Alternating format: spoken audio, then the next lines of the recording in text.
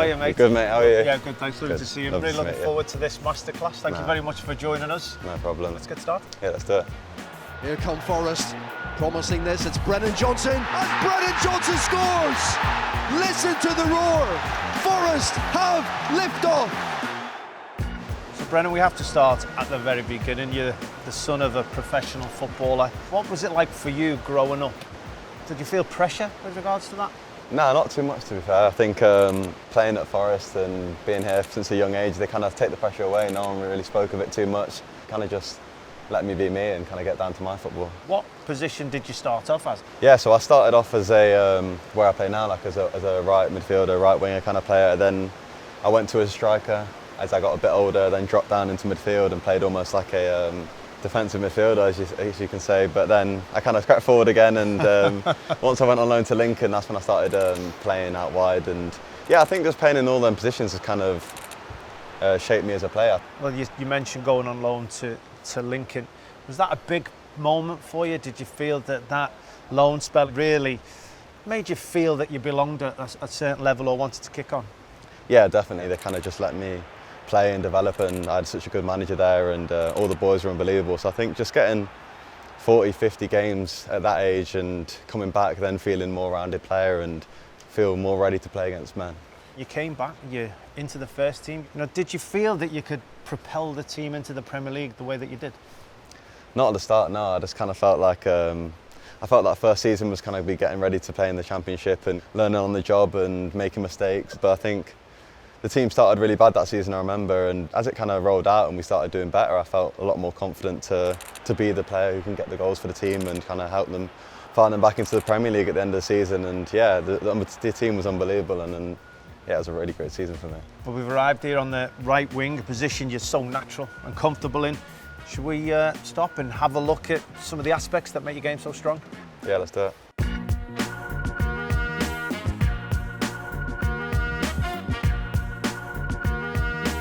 Well, I'll firstly take you back to one of the most important games of your season against Southampton. And you created 2 goals playing in the perfect right wing position. Do you enjoy playing on the outside as a right winger? Yeah, I do. I just think it comes more naturally to me to be playing on the right wing. I like to shoot across goal, and I also like to fancy my chance with my left foot. I do a lot of work with it. So yeah, I think just knowing where my striker's going to be. I know T likes to get up with me. He's a fast player himself, and he always likes to get himself in the box. And I saw him quite early, and I just wanted to make sure I got that pull back right.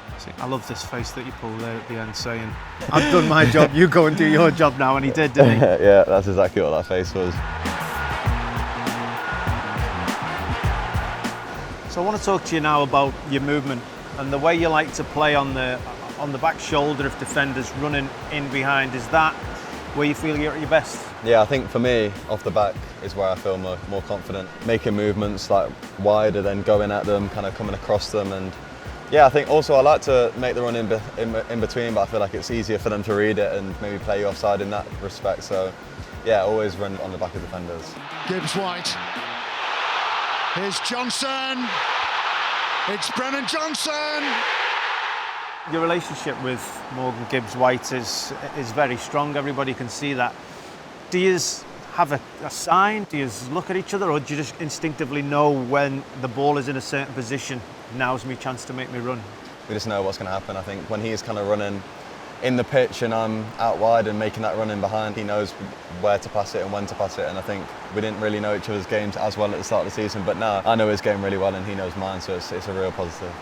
So we're starting to make our way towards the penalty box now, the position where strikers are at their most lethal.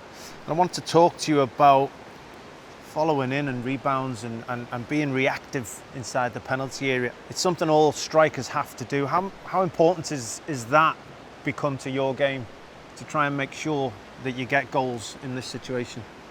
Yeah, really important, because I think it's a chance to get 3-4 extra goals in a season. I think I've definitely found that myself. I think I could have had even more goals from following in, but yeah, from a young age, it's something that my dad always taught me, just to follow in, because you never know where keepers are going to parry it. Well, that's what I like about these 2 goals that we're going to show now. This one you mentioned is your favourite, yeah. Your first goal at Goodison Park.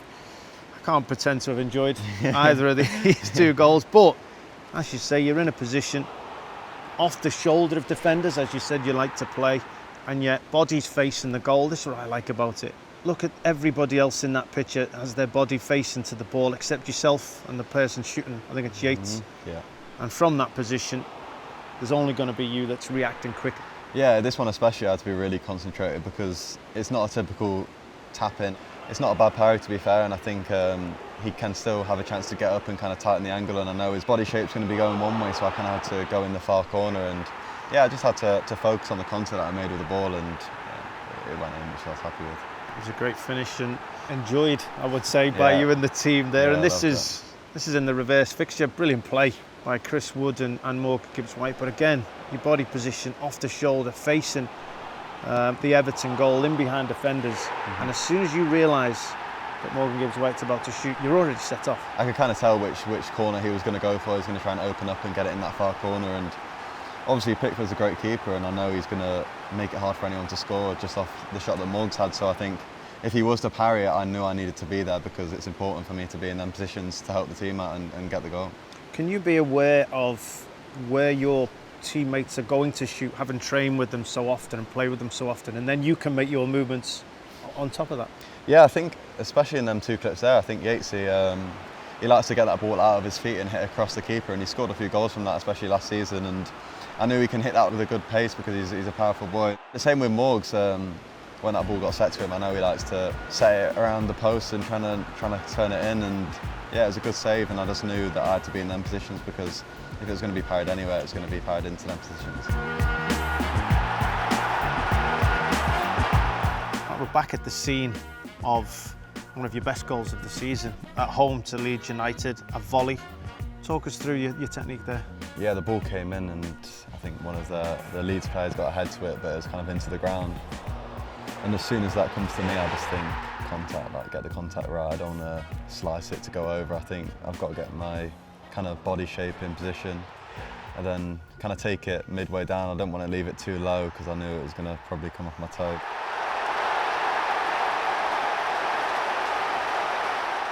If the ball is coming in this direction quite often, you find yourself in this angle, you hit through the middle of the ball, and that's what you feel when they say keep your knee above the ball and get your foot over it, and you tend to hit down quite often. Players don't get it perfect and it spins back up off the foot and up over the bar. But the technique you used was sort of to add more topspin to it. It was a brilliant technique.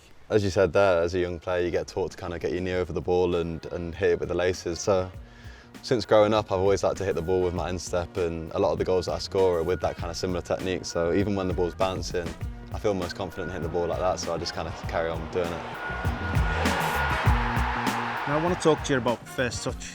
We've got two goals here where your first touch was immaculate on both, one with the right foot, one with the left foot. Great ball, but that touch there, you see how important it is for you to score this goal. Yeah, definitely. I think the key thing was getting that first touch in my control, and obviously it went exactly where I wanted to do. I wanted to kind of cut across the defender, kind of leave him out of the game. So obviously the pass has gone past him, but my touch wanted to keep me going towards goal. Well, you touched it out of your feet, you know, such a high touch to get, and then it bounces on. You then decided to have that extra little touch, which was just as important. Was that instinctive, like you were just in that moment, I'm not ready to shoot? I think it was based off the touch before, because the touch before was exactly how I wanted it, but it was still bouncing a little bit. I knew I had the time on the defender to take a little touch just to kill the ball and stop it from bouncing, which is key for me in finishing it, because I wanted the ball to be set. And then on to the next goal, which again somehow seems to be against Everton. You've got a real knack for scoring against I've Everton. enjoyed against them. But this was a game where you were involved in the build-up, but that touch again I think made it. Left foot stopped it in its tracks. Not only did you control it, but you controlled it in a position that meant the defenders couldn't get near you. Yeah, I think another one for me, it's becoming a theme. Obviously when I get my touch right, it definitely sets up the shot better, and this goal exactly, it was all on my left foot, so I knew the touch had to be perfect, because if it was a bit out of the way, especially on my weaker foot, it was going to be hard to get a good contact on the ball. Well, here's the mannequin. Was there a tendency at any point to control it across yourself because you're right-footed as that ball came in?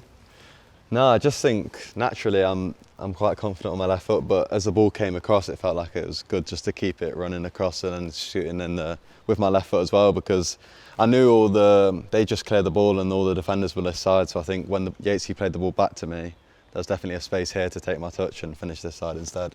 I agree. If you'd have come back this way, at no point would there have been an opening for the goal. It was all about the understanding, the knowledge of where the space is, and a little sort of letting that ball run across you just killed all of the defenders. And then, I think the gap was probably as big as that you created from your movement and your first touch, and then you probably didn't need to hit it as well as you did to finish it off. Yeah, exactly. As soon as I hit it, I thought I've hit it really well, and it kept rising. I wasn't sure if it was going to come off the crossbar, but yeah, when the ball hit the back of the net, it was a really special feeling.